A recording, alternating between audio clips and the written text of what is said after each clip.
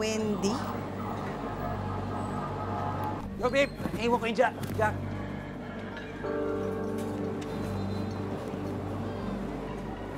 Ano yan? Babe, di ko telepono yan. Hindi yung phone to? Hindi ko phone yan, babe. Hindi sa'yo to? Hindi akin yan, babe. Sinungaling! Babe, wait. Wait, let me explain, babe. Hindi naman Jack yung jacket na yan eh. Lumayas ka! Babe, wait! Lumayas ka! Lumayas ka! Lumayas ka! Lumayas ka! Ulit-ulit mo na lang ako niloloko! Lumayas ka! Huwag ka magpapakita dito! Lumayas ka! Alis! Ayaw na kita makita! Alis ka! Alis!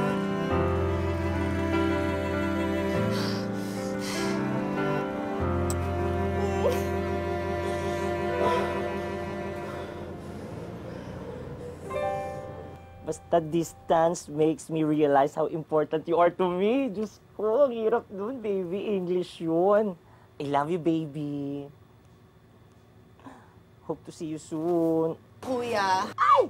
Ano ba yan? Diyos ko, Julie. Ginulat mo naman ako. Akala ko nasa horror film ako. Pasensya na, kuya. Oh, ba't parang umiiyak ka? Umiiyak ka ba? Pinalayas ko na si Chester. Nahuli ko may babae na naman eh.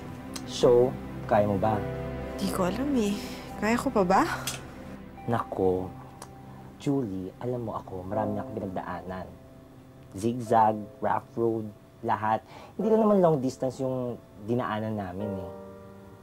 Pero na-realize ko na ang importante, masaya ako. Tapos, masaya ang partner ko.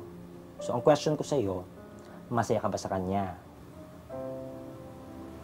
Oo. Masaya ba siya sa'yo?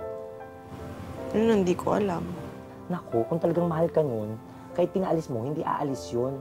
Babalik at babalik ang kanya. Siguro nga. Ay! Nangyari sa kanya? Uy! Uy! Uy!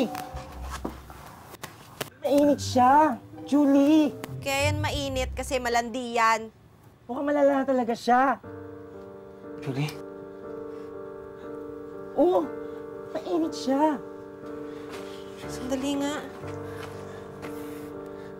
Diba? Chester, alam mo namang hindi kita matitiis eh. Halika dito. Halika dito. Tumayo ka. Gagawin natin. Grabe naman yung nangyayari kay Chester. Magaling na albularyo siya. Madami na siyang napagaling. Kawawa naman si Chester. Hirap na siya, Nay.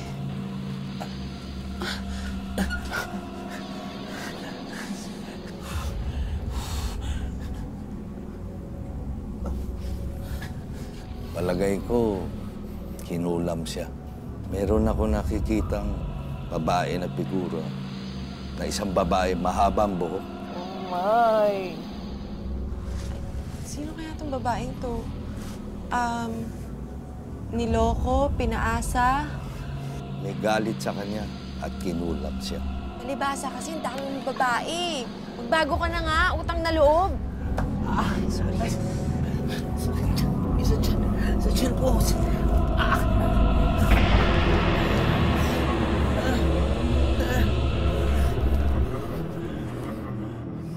Sa lahat naman kako, sa ano kako, ito lang kako ang gagawa sa akin ng ano, sasamahan ako hanggang kahit na may sakit ako na ano, hindi ako pababayaan. Kaya inisip ko na siya dapat ang pahalagahan ko sa buhay ko.